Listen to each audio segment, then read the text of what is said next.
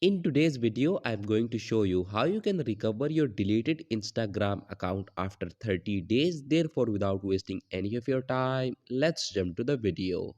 So if you deleted your Instagram account and now 30 days have gone by and now you are unable to recover your account because it is permanently deleted. So what you have to do is to open your internet browser and in the search bar, you have to type instagram.com/support. Click on search.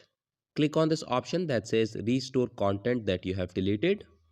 Now scroll down and below this was this helpful tab, select no and then click on other. Now in this box you need to briefly state the issue that you are facing. I would suggest that you just copy paste whatever I am writing here. You can pause the video here and copy paste this paragraph.